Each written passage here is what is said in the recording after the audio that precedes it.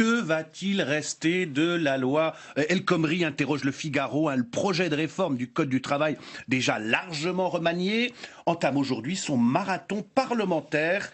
Près de 1000 amendements, 1000 amendements doivent être examinés par les députés.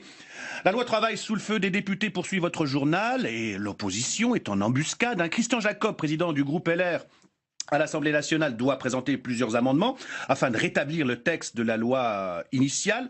Le patron du groupe centriste, Philippe Vigier, ici présent sur notre plateau, prédit au gouvernement un deuxième fiasco, quelques semaines après celui de la révision constitutionnelle. Mais je dis cela avec beaucoup de tristesse.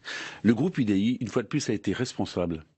Et lorsque ce texte a été présenté, nous avons dit qu'il allait dans le bon sens et qu'on était prêt à travailler pour l'améliorer encore. Et on a assisté à un grand détricotage qui n'est pas terminé. Vous avez vu que maintenant, on essaye encore de donner de nouveaux gages aux frondeurs, aux étudiants, ou je ne sais quoi encore. Un fiasco, c'est quoi? C'est un retrait de la loi? Ah non, pas du tout. Écoutez, je pense qu'il y a déjà eu ce fiasco de la réforme constitutionnelle. On voit bien que François Hollande s'est pris tout seul les pieds dans le tapis. Là, il y a urgence à agir pour l'emploi.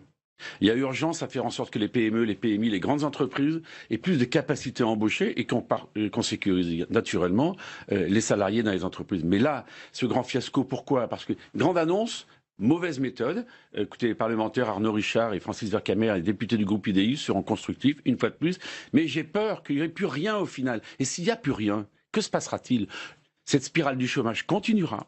Et c'est de l'impuissance publique. Vous voyez, ça, c'est comme l'affaire de la fraude fiscale. À quoi servent-ils? Le chômage ne diminue pas. À quoi servent-ils? La fraude fiscale, on nous avait dit en 2008, en 2010, c'est terminé. Et non, ça continue. Là, il faut une rupture. Et nous préconisons des méthodes fortes, des mesures fortes pour inverser cette fameuse courbe du chômage.